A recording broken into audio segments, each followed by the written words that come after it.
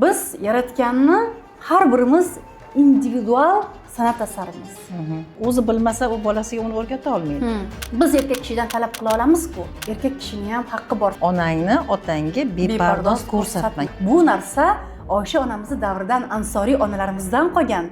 Dunyoni go'zallik qutqaradi. Mani egam meni yaxshi ko'radi, meni parvarish qiladi. Bugungi ayollar, qizlar uchun eng katta beauty xato nima? Qanday mahsulotlarda ekonom qilish mumkin va qanday parvarish mahsulotlarida, makiyaj mahsulotlarida ekonom qilmasdan yaxshisini olish kerak. Brendni orqasidan yugurish kerak emas. Assalomu alaykum aziz kuzatuvchilar. Insonda hamma narsa go'zal bo'lishi kerak. Yuzi ham, kiyimi ham, qalbi ham. Ushbu mashhur so'zlarni men hoziroq sizga savol bilan murojaat qilaman. Bu so'zlarni kim aytgan, izohlarda yozib qoldiring. Va aynan mana shu mavzu bo'yicha bugungi mehmonimiz bilan suhbat olib boramiz. Qiziq tomoni shundaki, bu fikr yillar o'tgan bo'lsa ham o'z ahamiyatini yo'qotmagan.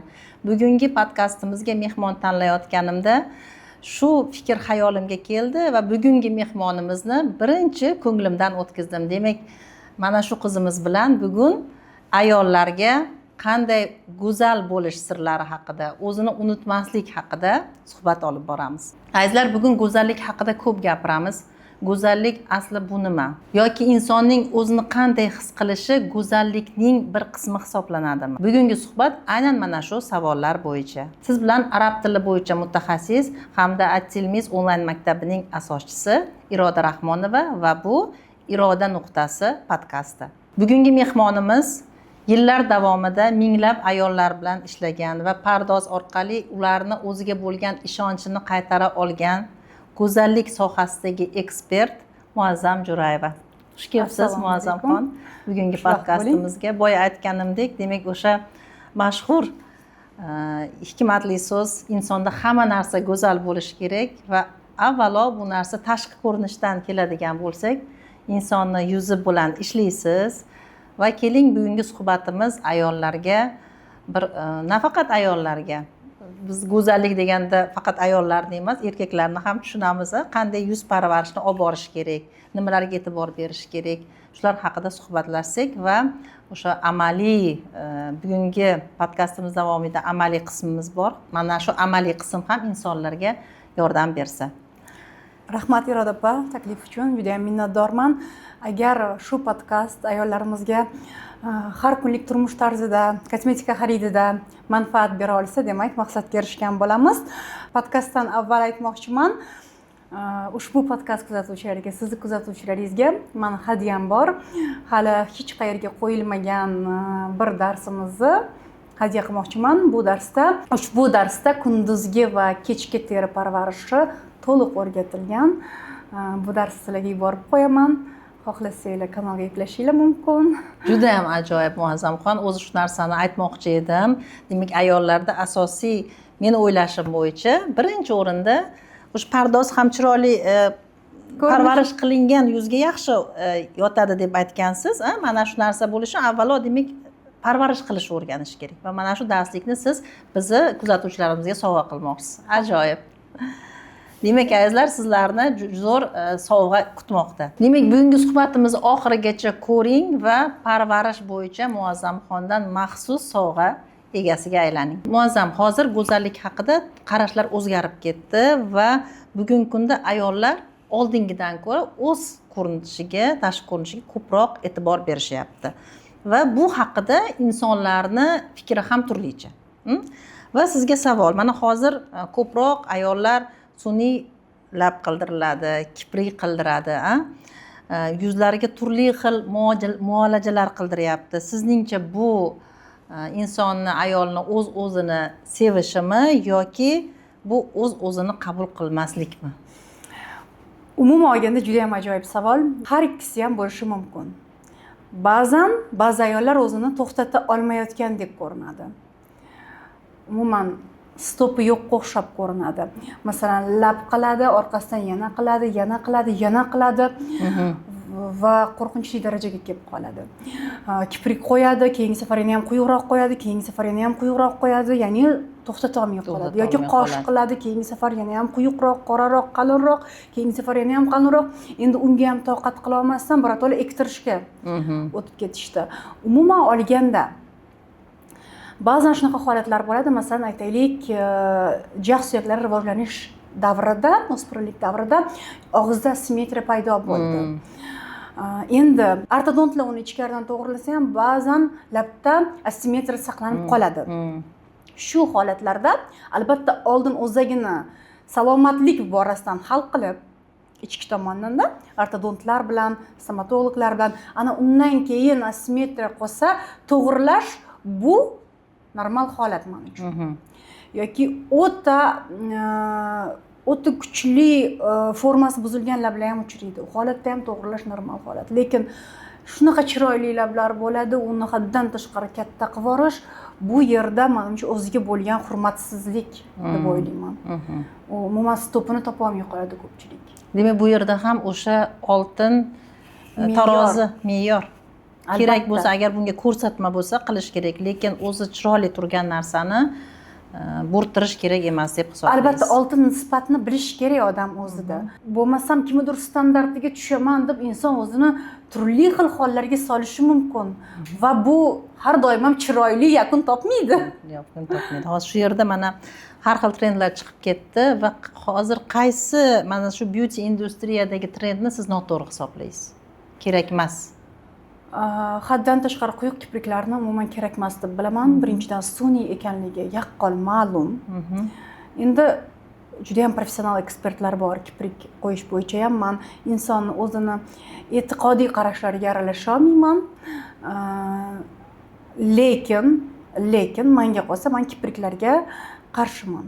Har kuni yopishtirib olib tashlashni o'rganishda nur ustiga alonur, lekin doimiy ravishda kipriklar bilan qolish salomatlikka ham zarar keltirishi mumkin. Qanaqa zararlar olib kelishi mumkin? Yallig'lanish bo'lishi mumkin, kley allergiya berishi mumkin. Yallig'lanish yoki konyuktivit qayerdandir yuqsa, ya'ni yuqumli konyuktivit bo'lsa, kiprikli ko'zlarda ko'proq rivojlanadi. Chunki baribir ildizida nima deydi? Maso ildizida baribir bakteriyalar rivojlanishi uchun muhit ko'proq bo'ladi ularda. Qalin qo'yilsa. Qalin qo'yilsa ham, ingichka qo'yilsa ham bo'lishi mumkin. Chunki hattoki konyuktivit rivojlanib ketsa, bu ko'rishga ham ta'sir qilar ekan. Juda ham oftalmologlar buni ustida juda ham ko'p izlanishgan va konyuktivit uzoq payt yashasa, ya'ni rivojlansa, yallig'lanish hisobiga ko'rishga ham ta'sir qilar ekan. Ko'rish qobiliyati ham pasayishiga ta'sir qilar ekan. Mana shunday azizlar, kiprikni demak siz kundalik yopishtirishni tavsiya qilasiz yoki shu tushdan foydalanish, shunaqami? Ha.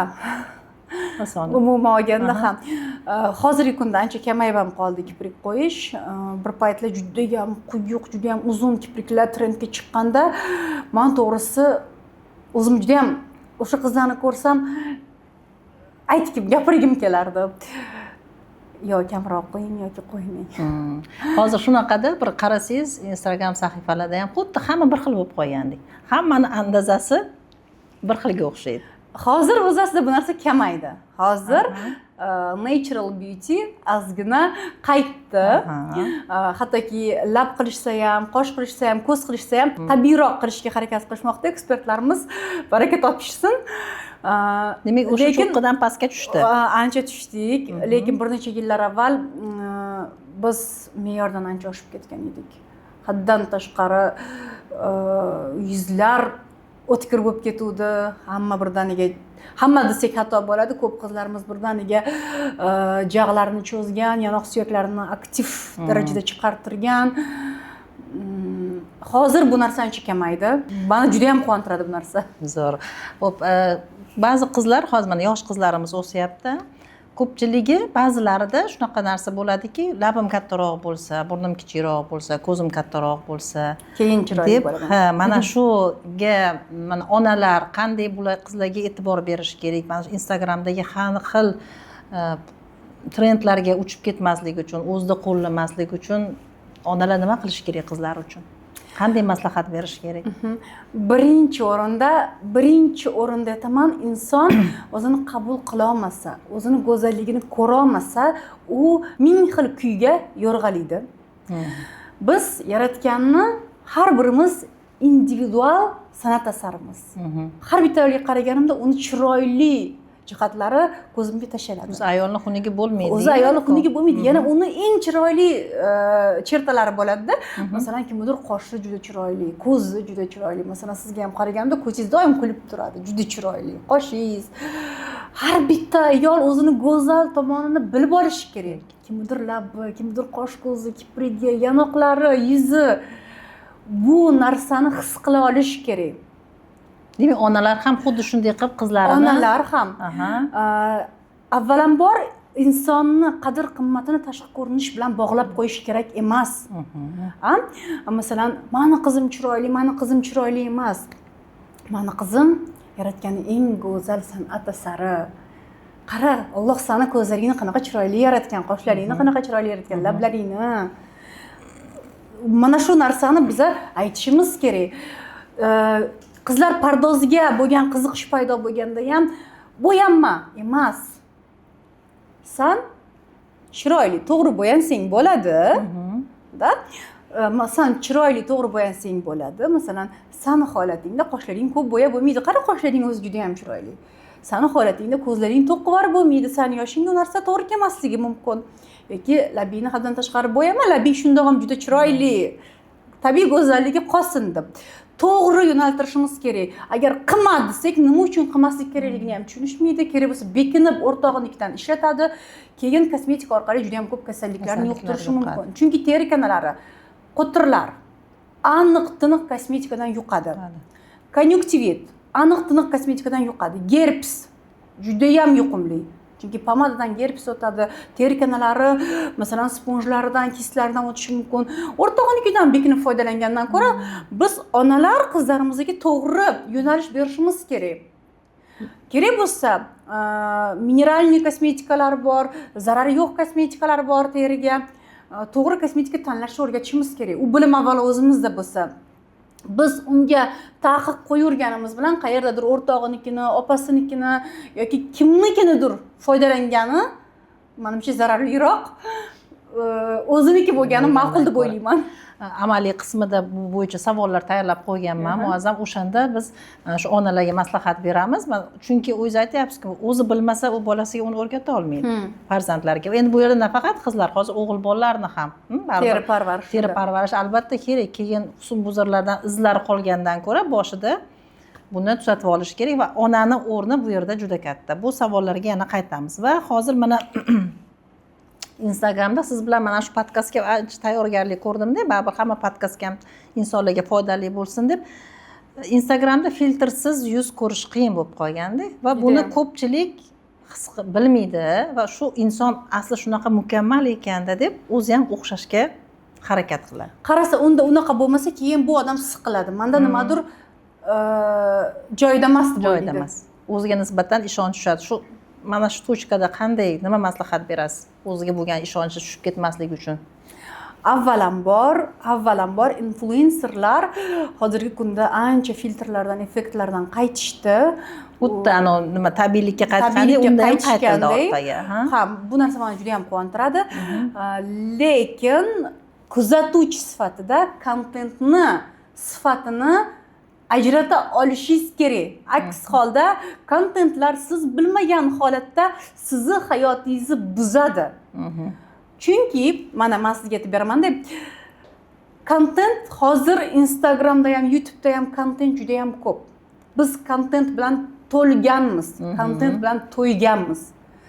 Endi kimni kuzatishni bilishimiz kerak, nimani eshitishni bilishimiz kerak, ko'rayotgan narsamizni haqiqatmi, haqiqat emasligini analiz qila olishimiz kerak.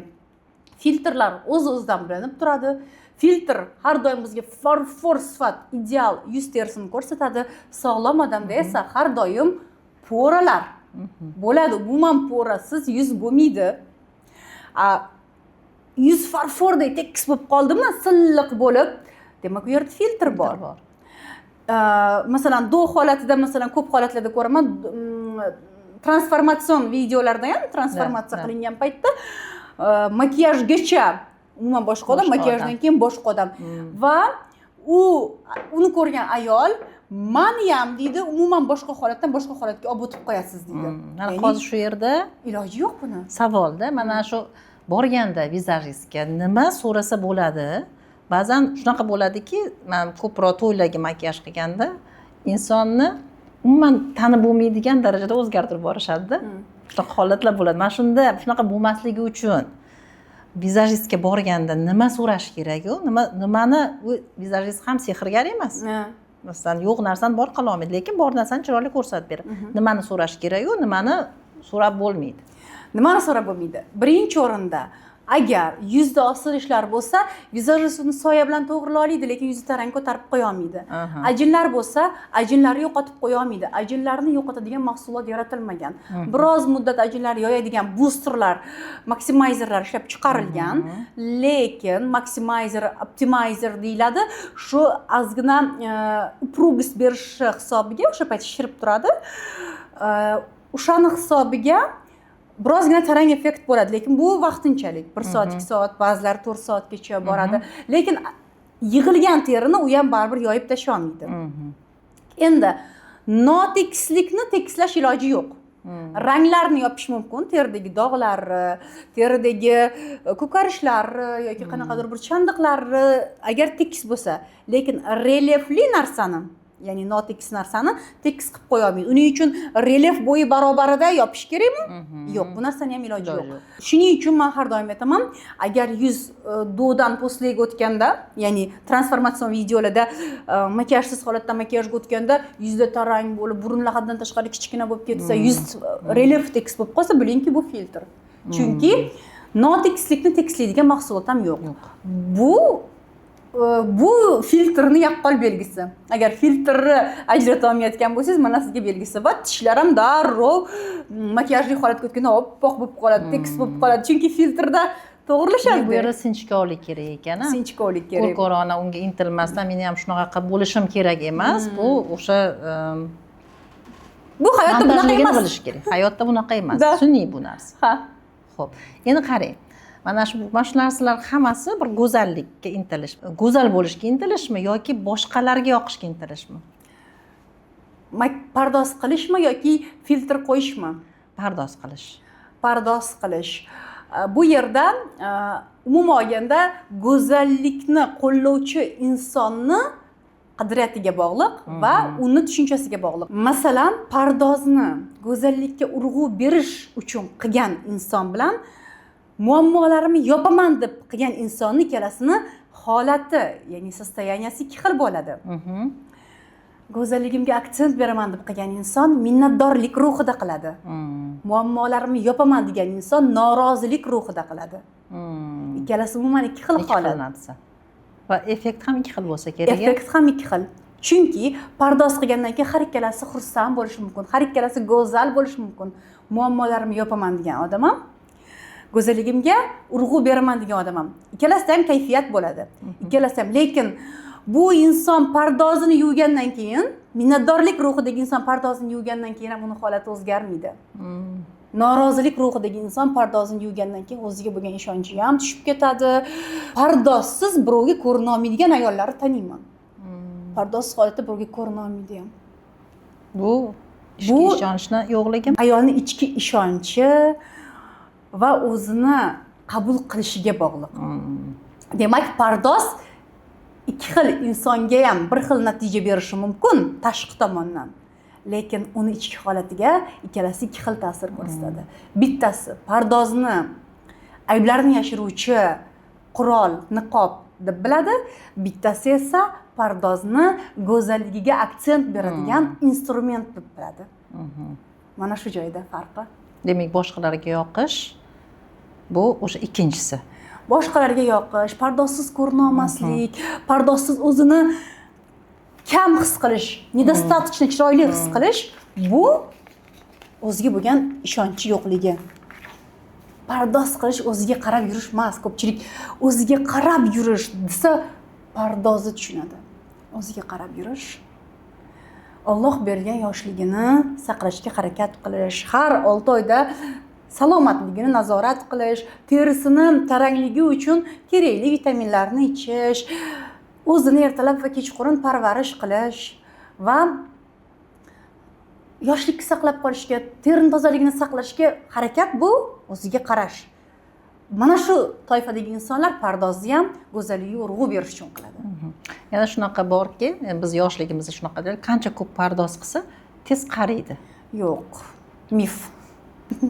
Yo'q. To'g'ri ishlatsa, To'g'ri tanlasa, demak, bu narsa bunday bo'lmaydi. Ana u kelinlar qo'zg'olonda aytadi-ku, qariganda keyin yoshsan hozir ishlatma desa, qariganda nima keragi bor? Qariganda nima keragi bor? Men mana shu borada sizga bir narsani aytaman. Pardoz ayolni baxtliroq qilishi mumkin bo'lgan bitta kichik texnika, kichik bir instrument. Men sizga bu narsani hozir shunaqa tushuntirib beraman. Diqqat bilan eshitinglar. Pardoz qilganingizda o'zingizni go'zalligingizni yana ham ko'proq his qilasiz. Qoshingiz, ko'zingiz yana ham urg'u beriladi, labingizga, yuzingiz yana ham tiniqroq bo'ladi. Ana shu joyga o'zingizda kayfiyatingiz ko'tariladi.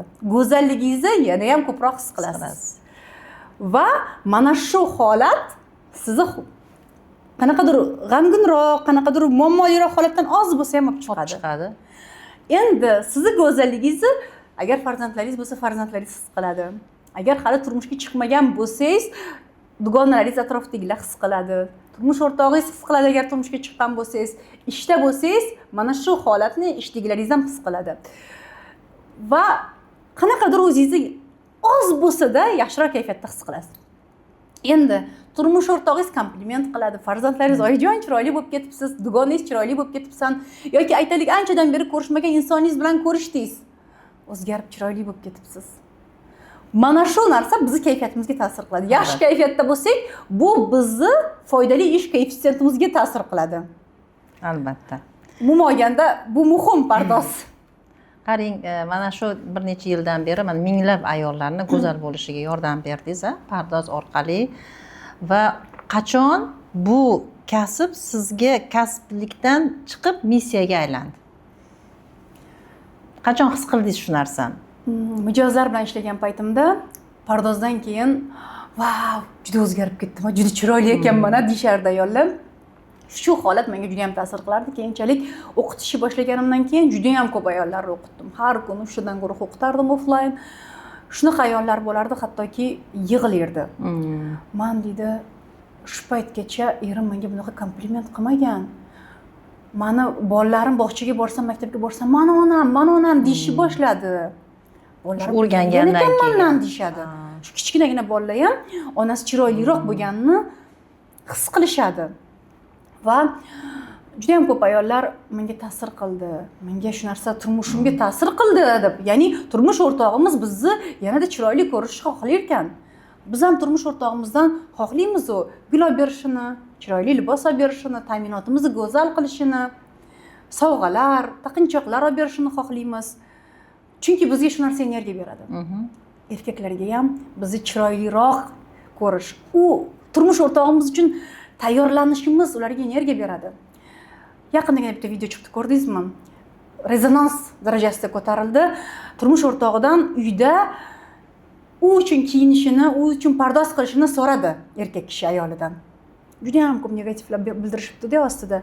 Men esa buni mutlaqo to'g'ri deb qabul qilaman, chunki biz erkak kishidan talab qila olamiz-ku. Erkak kishining ham haqqi bor. Faqat endi hamma har xil tilda tushuntiradi. Kimdir go'zal tushuntirishni biladi, kimdir go'zal tushuntirishni bilmas. Balki o'sha rolni o'ynagan erkak hayotda ham qattiqroq tushuntirar. Bu narsani o'z belida bu narsa bor. Mana onangni otangga bepardoz ko'rsatma. Yoshligimizdan eshitganmiz bu narsani. Demak, bizni qonimizda bu narsa bor. Ayol kishi doim o'ziga qarab chiroyli yurishi. Endi kiyimi ham, yuzi ham. Va bu qiyin narsa emas o'z aslida. O'sha oddiy o'zini yaxshi ko'rishidan kelib chiqadi. Va hamma buni qila oladi. O'sha chekka qishloqdagi ayol ham agar hamma qilsa, buni qila oladi. Bu pulga ham aloqasi yo'q bu narsani. O'ziga parvarish. Bu mas'uliyat avvalambor. Juda ham ko'p mana shunaqa kontentlar tayyorlasak, juda ham ko'p ayollar sizlarni o'zingizga qarashdan boshqa ishinglar yo'q-da deb yozishadi. Lekin negativ kommentariy yozgan vaqt topishadi uzun. Yo'q, men unaqa deb o'ylamayman. Biz istasak vaqt topamiz. 10 minut kam uxlaylik. Yoki telefonda kamroq gaplashaylik, yoki mayli ozgina ishimiz qolib ketsin 10 daqiqa. Bir kunda 10 daqiqa. Ertalab va kechqurun. Sevimli o'zimiz uchun. Sevimli o'zimiz uchun teri parvarish qilishga vaqt topamiz. Yo'q, meni umuman pulim yo'q degan ayollarning ham quloqida tilla zirak bo'ladi. Albatta. Mana O'zbekistonda juda ko'pchilikda yoki qo'lida telefon bo'ladi. Men qimmat kosmetika ishlatsin demayman. Hamyonbop, lekin sifatli kosmetikalar hozir ko'p. Yildan yilga hamyonbop brendlar ham juda ham sifatli kosmetikalar ishlab chiqaryapti. Go'zallik industriyasi shu qadar rivojlandiki, hattoki eng hamyonbop brendlarda ham rostdan ta'sir qiladigan, namlantiradigan kremlar bor. Ajinlarni oldini oladigan kremlar bor. Faqat shu oldiga shuni maqsad qilib qo'yib qilish kerak-da. Shunchaki mas'uliyatni bo'yniga olib, hech kim kelib sizni har kuni ertalab kechqurun yuzingizni tozalab qo'ymaydi, parvarish qilib qo'ymaydi. Mas'uliyatni olish kerak bo'yniga. Go'zal ayol kishi har doim go'zallikka intiladi. Go'zallik esa shunchaki bo'yoqlar emas. Go'zallik bu sevimli o'zini parvarish qilish. Doimiy, muntazam. Sizningcha ayol qachon o'zini yo'qotishni boshlaydi? Turmushga chiqqunimizcha mana hammamiz go'zalmiz, juda bir beg'ubor yoshlik bo'ladi, 18 yoshgacha. Va undan keyin bir shunaqa davr bo'ladiki, sezmay ham qolamiz. Qanday qilib o'zimizni unutdik? Qachon boshlanadi mana shu period? Hammada har xil davrda boshlanadi. Kimdir turmushga chiqqandan keyin, kimdir farzandli bo'lgandan keyin, kimdir erkak frontiga o'tganida, erkak tomonga, chunki majbur bo'ladi qaysi ayollarimiz. Endi bularning barchasi o'zi qanaqa bo'ladi? Bizni hammamizning rollarimiz bor. Biz turmushga chiqqunimizgacha farzand edik va shunchaki qizmiz. Mas'uliyat yo'q. Mas'uliyat kamroq. Boring yana o'quvchimiz, talabamiz. Endi turmushga chiqqanimizdan keyin biz ham farzandmiz, ham kelinmiz, ham turmush o'rtog'imizning yorimiz va rollar ko'payadi. Tabiiyki mas'uliyat qilishimiz kerak bo'lgan ishlar, hal qilishimiz kerak bo'lgan masalalar ko'payadi. Va mana shu joyga kelganda biz ayolligimizni kelinlikka yoki xotinlikka yoki onalikka juda ham almashib boramiz. Ya'ni bu rolni unutib to'liq bu rolga o'tib ketamiz yoki to'liq bu rolga o'tib ketamiz va mana shu holatda biz ayolligimizni juda ham unutib qo'yamiz va kechqurun o'zi bilan o'zi qolganda, tafakkur qilishga vaqt bo'lganda bunaqa ayollar o'zini juda ham qattiq baxtsiz, hayotda hech narsaga erishmagandek, hayotda umuman qadrsizdek, o'rinsizdek his qilib qoladi. Hattoki qayerdadir o'zini o'rni bo'lsa ham, mukammal o'rni bo'lsa ham, qaysidir ishda, qaysidir joyda. Shuning uchun men har doim aytaman, ayolligimizni unutmasligimiz kerak. Sevimli o'zimiz uchun har doim oz bo'lsa ham vaqt topishimiz kerak. Bo'lmasam juda ham qattiq inqirozga uchraydi. Ayol sifatida inqirozga uchrasa, uni orqaga o'zini holatiga qaytarib olish juda ham qiyin. Va ayol baxtsiz bo'lsa, butun oilasida mana shu narsa hukmronlik suradi. Hukmronlik qiladi. Chunki ayol baxtsiz bo'lsa, o'sha uydagi farzandlar ham baxtsiz bo'ladi. Ayol baxtsiz bo'lsa, erkak ham baxtsiz bo'ladi. Mana shu joyda bir narsani aytib o'taman-da, Iroda opa. Agar ayol to'liq kelinlik roliga o'tib ketsa, eng yaxshi kelin bo'lish maqsadi. Mehmonlar kelganda, qaynotasini oldida, qarindoshlarini oldida eng zo'r kelin, hamma maqtaydi. O'sha joyda o'zini baxtli his qilishi mumkin, o'sha joyda. Xonasiga kirgandan keyin ayol sifatida o'zini baxtli his qilmasa, u baxtsiz bo'ladi. Kelin sifatida o'sha joyda baxtli, lekin ayol sifatida baxtsiz. Yoki aytaylik, eng yaxshi ishchi bo'lishga, karyeristka bo'lishga harakat qiladi.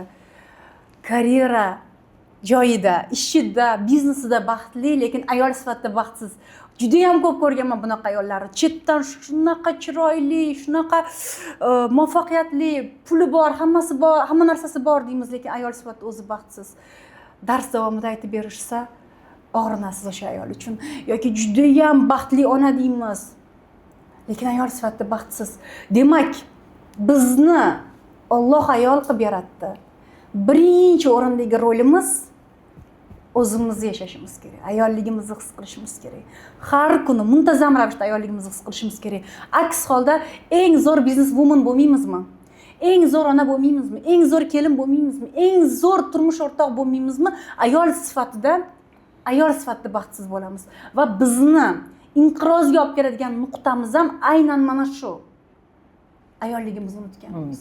Va mana shu siz o'rgatayotgan pardoz ayolligimizni saqlab qolishimiz uchun muhim nuqtalardan biri. Albatta, bo'lmasam yildan yilga yangi go'zallik brendlari yaratilmasdi. Yildan yilga bilasizmi, qanaqa katta sotuvlar bo'ladi go'zallik sohasida. Nimaga? Bu o'sha ayolligini eslatib turadigan bir kichik bir instrument. Biz yaltir-yultir yaxshi ko'rishimiz bilan ayolmiz. Pardoz andozni yaxshi ko'rishimiz bilan ayolmiz. Bu narsa Oysha onamizni davridan ansoriy onalarimizdan qolgan. Agar biz buni chuqurroq ko'tarsak, ayol hamisha go'zallikka intilgan, go'zalroq bo'lishga intilgan, turmush o'rtog'iga ham go'zalroq ko'rinishga intilgan. Va dunyoni go'zallik qutqaradi. Mana hozir gaplashdik, mana bu chegaradan tepaga o'tgan ayollar ham bor va umuman pastga tushib ketgan ayollar bor. Go'zallikni bir pardozini hashamat, kerak emas narsa deb o'ylaydi. Va bu nima? Hashamatmi asli yoki ichki ehtiyojmi? Mana xohlamaydi.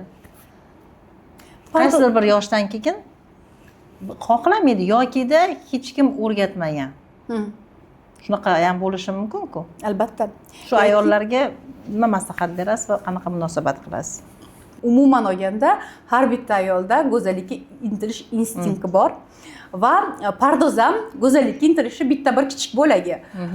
Lekin agarki sizning qadriyatlaringizda pardoz qilish bo'lmasa, bu umuman olganda norma.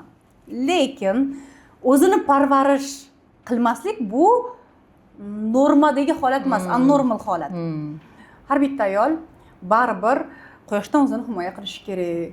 O'zini ertalab kechqurun terisini parvarish qilish kerak. Chunki bu narsa sizga qanaqa tushuntirib bersam bo'ladi. Biz har kuni o'zimizni parvarish qilganimizda biz o'zimizga bo'lgan hurmatimiz oshib boradi. Ya'ni tanamiz buni his qiladi. Ruhimiz buni his qiladi. Mani egam meni yaxshi ko'radi, meni parvarish qiladi. Bu juda ham chuqur ta'sir qiladi insonga. Har birda mehr, muhabbat bilan teginish. Psixologiyada bu narsa bor. Kasanya deyiladi. Har bitta kasanya yaxshi ta'sir qiladi. O'zini mutlaq unutgan ayollarga mana shu tajribalar, mana shu texnika qo'llaniladi. Ya'ni o'zingizni silab krem suring, o'zingizni silab parvarish qiling. Har kuni terimizni mazza qilib parvarish qilganimizda ishoning, sizni o'zingizga bo'lgan hurmatingiz, o'zingiz bilan o'zingiz munosabatingiz yaxshilanadi. Albatta yaxshi tomonga yaxshilanadi. O'zingizni ko'proq yaxshi ko'rishni boshlaysiz. O'zingizni ko'proq his qilishni boshlaysiz. Yaratgan sizni qanaqa chiroyli yaratganini his qilasiz. Men har bitta opa-singlimga aytardim. Har kuni krem surayotganingizda, ertalab kechqurun parvarish qilayotganingizda, mana shu go'zalligingizni saqlab qolishga harakat qilayotganingizda, sizni o'zingiz bilan o'zingiz munosabatingiz o'zgaradi. Muazzam hozir aytmoqchisizki, demak, pardoz qilmasin, lekin parvarish qilsin. Pardoz qilsa nur ustiga nur. Men xohlamaydi pardoz qilishni. Xohlamasa bu demak, lekin parvarish qilishi shart. Har bir ayol, demak, o'zini kechki parvarishini, ertalabki parvarishini qilish kerak. Va shunda savol bo'lishi mumkin, biz bilmaymiz-ku. Qanday qilamiz? O'rgatishmagan bizga. O'rgatamizmi hozir shularga? Albatta o'rgatish kerak. Qanday qilishni? Hozir qandaydir shuni aytib bera olasizmi? Nimalar qilsin? Kechki payt asosiy o'zi umuman parvarish deganda nima tushuniladi? Va qaysi etaplarga bo'linadi? Mana kechqurungisi bor, ertalabkisi bor. Va shu nimadan iborat? Eng asosiy muhimi qaysi? Va yana bilamanki, pardoz uchun ham teri ham tayyor bo'lishi kerak-da. Masalan, hech umuman parvarish qilinmagan teriga o'sha makiyaj ham yaxshi yotmaydi. Shunaqami? To'ppa-to'g'ri.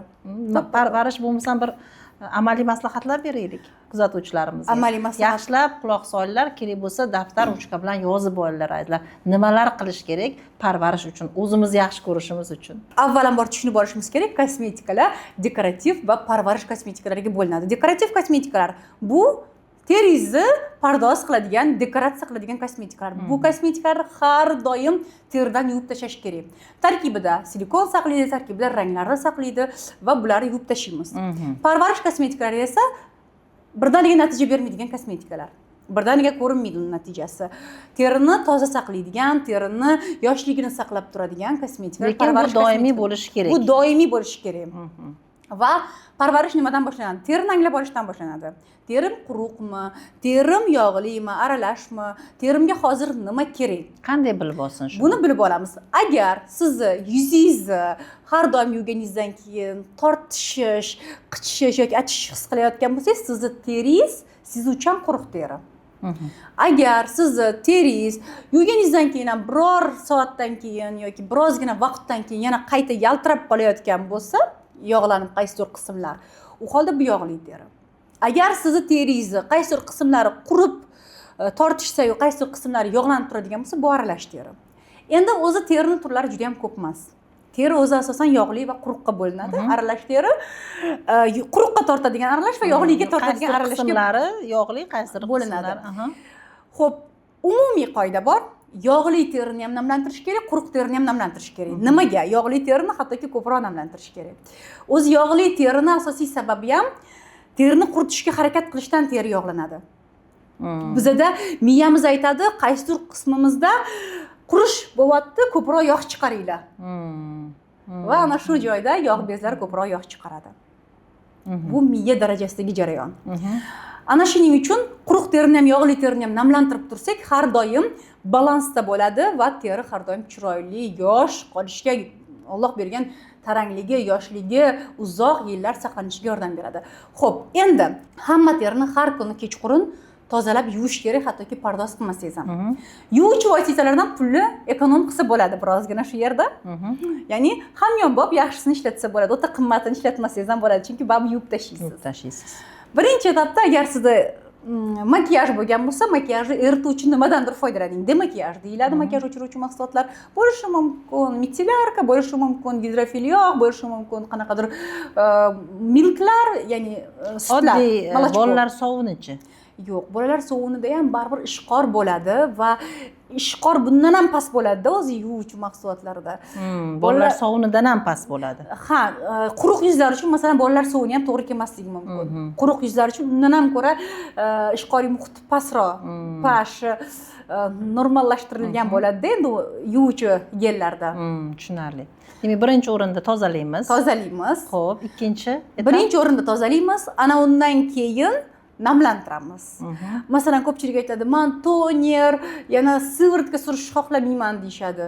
Agar sizda shu narsani xohlamasangiz, sразу namlantiruvchi kremga o'ting. Agarki mukammal parvarish xohlasangiz, albatta oldin toner, keyin namlantiruvchi serum, ana undan keyin krem.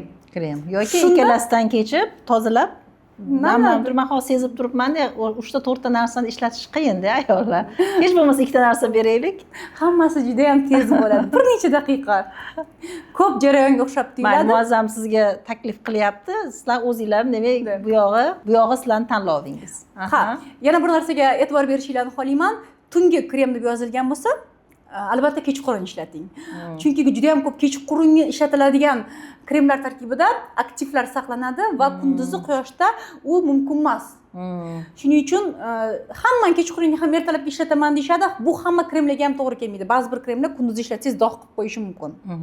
Shuning uchun kechki kremni kechqurun ishlatish kerak. Ana endi kunduzgi teri parvarishida esa, masalan, bizga kunduzi makiyajimizni yechadigan mahsulot kerak emas. Chunki makiyajsiz uyg'onamiz. Terimizni agar kechqurun aktivlardan foydalangan bo'lsak, umvalkada yuvishimiz kerak, yuvuvchi mahsulotlarda. Chunki terida qoldiqlari qolsa, quyoshda sezuvchan bo'lib, teri dog' tushishi mumkin. Ertalab ham umvalka ishlatib, ana undan keyin terini namlantiramiz. Yoz payti bo'lsa, shunchaki bitta namlantiruvchi ham yetadi. Qish vaqti bo'lsa, ham toner, ham serum, ham krem qilganimiz ma'qul. Ana endi bizni mintaqada yil 12 oy SPF dan foydalanishimiz kerak, quyoshdan himoya qilishimiz kerak. Chunki terimizga qilishimiz mumkin bo'lgan birinchi raqamli yaxshiligimiz bu quyoshdan himoya. Chunki aynan quyoshdan kelayotgan UVA nurlar juda ham qattiq terini qaritadi. terini burishtiradi, terida chuqur pigmentatsiyalar hosil qiladi va aynan qarishni belgisi ham fotostareniya deb o'ylayman. Demak, ertalab albatta SPF dan foydalanish. parvarishni SPF bilan tugatiladi. Albatta. Agar pardoz qilmaydigan holatda, masalan, uyda yuribdi, hovlida bo'lsa ham shuni albatta tutkazlar kerak. Xo'p, ayol go'zalligining asosi nima? Parvarishmi, ovqatlanishmi, uyqumi? Va nega? Hammasi balansda bo'lishi kerak. Tasavvur qiling, parvarish qildingiz, ovqatlanasiz, to'g'ri ovqatlanasiz, lekin uxlamaysiz. Kortizol oshib ketadi, sizda doimiy charchoq belgilari bo'ladi, energiya yetmaydi, yuzingiz osiladi. Chunki gravitatsiya qonuni ham bor-da. Uxlamasdan har doim tik oyoqda yuraversangiz, albatta yuz pastga tortiladi. Uyqu bizda har doim gravitatsiyaga qarshi ishlaydi. Doim chiroyli bo'lib yurish uchun asosiy qadamlar qaysilar? Asosiy qadamlar to'g'ri uyqu. Harakat qilinglar uyqinglarni to'g'rilashga. Uyqu juda muhim.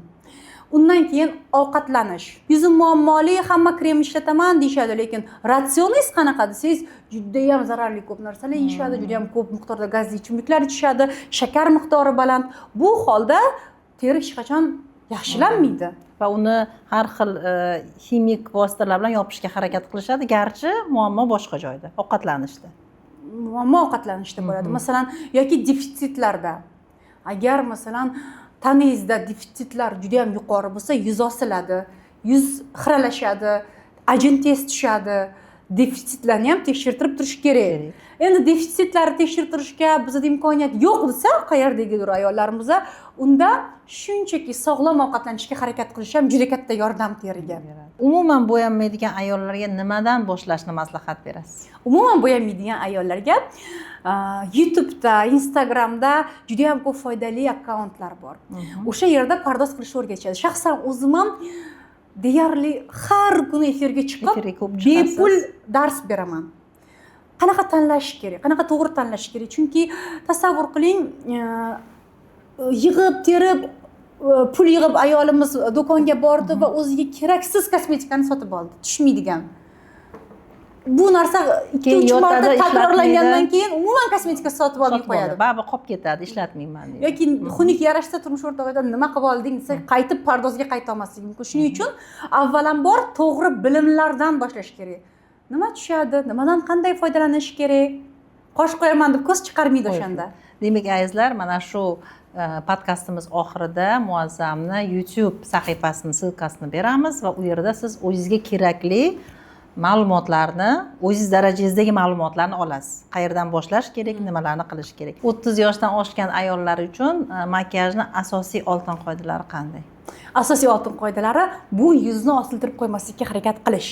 Chunki aynan 30 yosh, 35 yosh orasida ayollarda ilk qarish belgilari paydo bo'lishi mumkin va ularni pardozi yoshartirishga qaratilgan bo'lsa, pardoz yana ham ko'proq kayfiyat beradi. Erkaklar uchun ham parvarish kerakmi? Erkaklar uchun ham parvarish kerak. Agar erkak kishi kerak bo'lsa, qanaqa? Minimal nimalar? Terini tozalash, namlantirish va agar erkak kishi SPF sursa, yana ham yaxshi bo'lardi. Demak, terini tozalash, namlantirish va SPF. Mana shu 3 ta narsa. Chunki men ham 15 yosh o'g'lim bor. Aytaman-da, va quyoshga chiqqanda albatta surkab chiqish kerak, yo'q, erkak kishiga kerak emas deydi-ku. Yo'q, erkak kishida ham dog' tushishi mumkin-ku. Demak, hurmatli onalar, o'g'illarga va turmush o'rtoqlarimizga SPF surishni o'rgatamiz. Bugungi ayollar, qizlar uchun eng katta beauty xato nima? Eng katta beauty xato bu avvalambor nimani reklama qilishsa o'shani olish.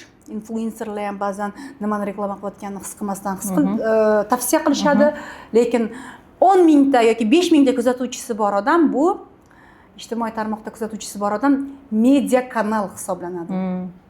U influence qiladi, ya'ni ta'sir qiladi va bu narsani hamma his qilishi kerak deb o'ylayman. Va ko'p qizlarimiz kim nima tavsiya qilsa olaveradi. Bunga tushadimi, tushmaydimi, dugonasi ishlatsa ham bu noto'g'ri. Undan keyingi xato narsa bir-birining narsasini ishlatish. Men hozir shu bo'yicha sizga savol bermoqchiman. Makiyajda gigiyenaga rioya qilmaslik nimaga olib keladi? Teri kanallarining yo'qishiga olib keladi. Teri kanallari chunki juda ham ko'pchilik bunga e'tibor bermaydi. Yo'q, e'tiborli bo'lishimiz shart. Va nimalarda aynan insonni o'ziniki shaxsiy bo'lishi kerak. Men tish shotkasidek muhim narsa bu tush, qalam, ko'z qalam va albatta pomada. Agarki siz uni o'zini applikator bilan ishlatsangiz, gerpes yuqishi mumkin bu yerdan. Faqat o'ziniki bo'lsa ishlatsa bo'ladi, faqat ko'p o'zi. kasalliklar yo'q, o'zingizniki bo'lsa ham. Ha. Lekin vizajist ham mijoz qabul qilganda har bitta mahsulotni paletka orqali ishlatish kerak. Shpatel yordamida paletkaga tushirib, paletkadan kist bilan ishlash kerak. Chunki agar applikatorni bu insondan u insonga ishlatsa, demak bu kontaktniy makiyaj hisoblanadi. Ya'ni bu yuzdagi mikroflora bu yuzga o'tadi. Agar bu yuzda teri kanallari bo'lsa, har xil yana teri kasalliklari bo'ladi. Mana biz bu bo'yicha bilmaymiz-da. Mana kiprikda aytdingiz, kley bo'lganda konjunktivit va ko'z qobiliyatini, ko'rish qobiliyatini tushishga va boshqa joylardagi o'sha gigiyenaga rioya qilmaslik nimalarga olib kelishi mumkin? Labdan juda ham ko'p holatlarda gerpes yuqadi. Masalan, aytaylik, do'konlarda turgan testerlardan qizlar foydalanib ketishaveradi. Ko'p holatlarda bu gerpesga olib keladi. Yana nima bo'lishi mumkin? Yana teridan boya aytganimdek, teri kanasi yuqishi mumkin va teri kanasi bilasizmi nima bo'ladi? Teri kanasi xuruj qilganda teri juda ham notekis chuqur bo'lib ketadi. Yiringlab ketgan yuzlarni ko'ramizda. Bu yuzlar keyin yaxshi bo'lgandan keyin hattoki lazer shlifoovkasi ham yordam bera olmaydi. Juda ham ko'p mablag' ketadi, juda ham ko'p vaqt ketadi. O'z holiga qaytmaydi eng yomon tomoni. Mana shunaqa boshlanganda bizda ko'pchilik cho'zib yuradida, juda dahshat holatga kelganda borishadi. Shu boshidan murojaat qilish kerakmi? Boshidanoq dermatologga borish kerak. Kosmetolog bu joyda yechim bera olmasligi mumkin yoki dermatokosmetologga borish kerak. Chunki kosmetologik muolajalar ko'p holatlarda battar qiladi. Battar xurujga olib keladi. Demak, bu yerda muammo birinchisi o'sha ovqatlanish va ikkinchisi noto'g'ri foydalanish. Mana shu narsalar ko'proq sabab bo'ladi. Bu teri kasalliklarini, yuzdagi teri kasalliklarini yuzaga chiqishida. Demak, e'tibor berish kerak bo'lgan narsa birovnikini ishlatmaslik. E'tibor berish kerak bo'lgan narsa birovnikini ishlatmaslik, salonga makiyaj qildirgani borganda vizajistdan gigiyenani talab qilish. Qo'lini antiseptik bilan обработка qildimi? Kistlari tozami? Ishlatadigan mahsulotlarni paletkaga to'kib kontaktsiz ishlatdimi? Mana shu narsa juda muhim. Aks holda perchatkada ishlanadi? Yo'q, perchatkada ishlamayman, lekin antiseptik bilan to'liq обработка qilaman. Demak, perchatkada uni ishlash qulayroq ba'zan. Makiyaj shu. Demak, unda albatta antiseptik bilan foydalanish kerak. Xo'p, mana aytyapsiz hozir namlantirish haqida. Namlantirish asli nima uchun muhim? Namlantirish, tasavvur qiling, terimiz mana go'shtdan iborat, yuzimiz aytaylik, go'shtdan iborat. Bir parcha go'shtni quyoshga tashladingiz. Bir pasda bujmayib ketadi. Qanchadir payt barraligicha turadi. Va yuz terimiz ham shunaqa. Namlantirib tursak, yoshligimiz uzoqroqqa yetadi. Namlantirib terisini parvarish qilib yuradigan yuzlar bilan terisini parvarish qilmaydigan yuzlar juda ham katta farq qiladi. Doim SPF ishlatadigan yuz bilan doim SPF ishlatmaydigan yuz ham farq qiladi. Juda ham to'g'ri. Demak, ko'pchilik noto'g'ri fikr ekan deb yog'li teri bu namli teri deyish. Yo'q. Juda ham xato. Yog'li terini ham, quruq terini ham namlantirish kerak. Yog' ko'p chiqadi qachon? Sizda namlikka juda ham katta ehtiyoj bo'lganda. Ehtiyoj bo'lsa.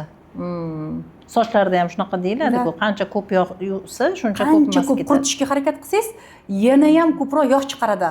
Organizm o'zini himoya qilish uchun ko'proq yog' chiqaradi. Juda ham mukammalda. Organizm juda ham demak, yog'li teri bu namli teri degani emas va bu namlantirish xuddi mana organizm 90% suvdan iboratmi? O'shuning uchun doim mana shu suvni yetkazib turish kerak, balans qilishni. Yog'lantirish va namlantirish tushunchasi ham ikki xil. Ko'pincha ko'p ayollarimiz yog'li krem sursam zo'r bo'ladi deydi, lekin yog' aslida quritadi. Yog' aslida quritadi. Yuzga yog' surish mumkin emas. Hattoki yuzingizga massaj qilish uchun yog' surgan bo'lsangiz ham yuvib tashlashingiz kerak. Yog' molekulalari yirik bo'ladi, plyonka hosil qiladi va yuzda sauna effektini hosil qilib, yuz terlab battar quriydi. Yog'lantirish va namlantirish tushunchasi umuman ikki xil. Boshqa narsa. Sifatli kosmetikani qanday tanish mumkin? Sifatli kosmetikani tanish ba'zan vizajistlarga ham og'ir bo'lib qolishi mumkin. Chunki sifatsiz kosmetika lekin tarkibini zo'r qilib yozib qo'ygan. Ya'ni original kosmetikani poddelkasi deylik. Va tarkibi ham nima bo'ladi? Original kosmetikani tarkibini kopiya qilib yozib qo'yishadi. Shuning uchun birinchi o'rindagi belgisini aytaman, vizajistlarga ham aytaman, hidlayla deyman. Sifatsiz kosmetiklardan ko'pincha neftni hidi keladi, qanaqadir plastilinni hidi keladi. Qayta ishlanmagan mahsulot toza qayta ishlanmagani uchun. Ha. Va qarang, qanday mahsulotlarda ekonom qilish mumkin va qanday parvarish mahsulotlarida, shu makiyaj mahsulotlarida ekonom qilmasdan yaxshisini olish kerak. Birinchi o'rinda pomadadan hech qachon ekonom qilish kerak emas va pomadani tarkibini o'qish kerak. Poddelka pomada ishlatmang. Siz bilmaysiz uni qanaqa yog'dan qilinganini. Xitoyga ko'p borganlar bilinadi, poddelka kosmetikalar asosan Xitoyda ishlab chiqariladi va Xitoyning asosiy chorvasi bu cho'chqa. Demak, kosmetika tarkibidagi yog' ham juda ham ko'p holatlarda kosmetikalarga hayvon yog'lari qo'shiladi. Tarkibini bilmaysiz siz u pomadani. Tarkibini bilmaysiz eng qizig'i, chunki original Dior'ni tarkibini kopiya qilib yozib qo'ygan. Tarkibini o'qing deyapsiz. O'qiganda nima bo'lmasligi kerak? Nima yozuv bo'lishi kerak? Vegan bo'lsin iloji boricha. Vegan, ya'ni o'simliklardan qilingan bo'lsin. Keyin ishlab chiqaruvchisi tayin bo'lsin. Hamyonbop bo'lsa ham, masalan, original bo'lsin. Dior poddelkasini ishlatgandan ko'ra, qanaqadir ishonchli ishlab chiqaruvchisi aniq brend ishlatish kerak. Chunki u tarkibiga javob beradi. Demak, brend orqasidan yugurish kerak emas. Brendni orqasidan yugurish kerak emas. Yo imkoningiz bo'lsa originalni oling. Oling. Originalni olishga imkoningiz bo'lmasa, boshqa hamyonbop brend oling. Byudjetni. Pomadaga ehtiyot bo'lamiz. Undan keyin umuman pul ayamaydigan narsalar tarkibida erituvchi saqlaydigan narsalar, ya'ni suyuq narsalar. Ular terimizga singadi. O'z-o'zidan qonimizdan jigarimizga. Demak, tasavvur qiling, siz yuzingizga surayotgan tonalkangizni yeysiz. Namlantiradigan kremlar ham yaxshi bo'lishi kerak, tonalniy kremlar ham quruqroq mahsulotlardan endi iqtisod qilsa ham bo'ladi, quruq mahsulotlardan. Quruq mahsulotlar bu tenglar. Quruq rumyonalar, quruq tenlarda hamyonboprog'ini olsang bo'ladi. Demak, suyuq narsalarni va pomadani sifatligini ishlatish kerak va albatta tarkibida o'simlik yog'i bo'lishini ko'rish kerak. Vegan albatta labga endi vegan olganinglar ma'qul. Endi esa bu yog'iga blitz savollar, qisqa javob berasiz. Ko'p o'ylash mumkin emas. Go'zallik bu? Go'zallik bu o'zini eng mukammal musavvir tomonidan yaratilganini his qilish. Ayol qachon eng chiroyli bo'ladi? Qachonki o'zini qadrlasa va sevimli o'zi uchun vaqt ajratsa. O'ziga ishonchni nima buzadi? O'ziga ishonchni, o'zgalarning standartlariga tushishni istash buzadi. O'zingizdagi eng go'zal fazilat nima deb hisoblaysiz? Taqdirimdan roziman. Har doim hattoki qiyin vaziyatlarda ham aytaman, bu vaziyat menga yanada o'sish uchun berilgan. Qanaqa hikmat borligini tugagandan keyin bilaman deyman. Ya'ni hech qachon norozi bo'lmayman. Shukronalik ekan, demak. Ayollarning eng katta xatosi nima? Ayollarning eng katta xatosi, juda ham katta xatosi, go'zal bo'lishga haddan tashqari intilish ham bu xato deb bilaman, chunki hammani standartiga tushishga harakat qiladi va yildan yilga trendlar o'zgargan sari ming go'yga tushib ko'rishadi. Tasavvur qiling, 10 yil oldin tatuaj moda bo'ldi, tatuaj qildirishdi, keyin u qildi, keyin bu qildi, keyin brow lifting paydo bo'ldi, qoshlarini kestirib ko'rishga ham ulgurishdi. Hissiyotsiz robot. Shunaqami? Xo'p, agar barcha ayollarga faqat bitta maslahat bera olsangiz, nima degan bo'lardingiz? O'zingizni asrang, o'zingizni ehtiyot qiling. O'zingizga qarang. Sizni eng ko'p ilhomlantiradigan ayol kim? Hamma ayollar ilhomlantiradi meni, hamma ayollar. Aniq bir ayol yo'q ilhomlantiradigan. Demak, har bir ayoldan o'ziga yarasha kuchli nuqtasini olishga harakat qilasiz. Albatta. Men uchun hamma ayol qahramon. Har bir inson hayotda bir nuqta bo'ladi. O'sha nuqtadan keyin u o'rnidan turib davom etadi yoki boshqa tomonga orqaga ketadi. Va men bu nuqtani iroda nuqtasi deb atayman. Sizni iroda nuqtangiz nimada bo'lgan? Mas'uliyatni bo'ynimga olgan kunimda bo'lgan, ya'ni avvalambor hayotimiz uchun mas'uliyatni bo'ynimizga olishimiz kerak ayol sifatida. Men butun oilani mas'uliyatini nazarda tutmayman, ayollik mas'uliyatini. Va qolaversa, hech kimdan hech narsani kutmasdan qo'ygan kunimda meni iroda nuqtam shakllanishi boshlagan. Va shundan keyin oldinga qarab harakatlanganman. Umuman olganda har bitta qiyinchilikka topshiriq deb qabul qilishni boshlaganimdan deb o'ylayman. Ajoyib. Bugun biz bir narsani siz bilan birgalikda muhokama qildik va tomoshabinlarimiz bilan tushundikki, demak, go'zallik bu nafaqat pardoz, o'ziga g'amxo'rlik qilishi, mehr berishi va parvarish qilishidir. Juda ham ajoyib suhbat bo'ldi. O'ylaymanki, aziz kuzatuvchilar, bu suhbat siz uchun ham manfaatli bo'ldi va muazzam va'da qilgan darslarni biz mana shu video tagida va Muazzam va'da qilgan darsliklarni shu video tagida havolasini qoldiramiz. E'tiboringiz uchun rahmat. Muazzam, bugungi tashrifingiz uchun rahmat. Sizga ham rahmat. Juda ham xursand bo'ldim. Yaqin orada ko'rishguncha.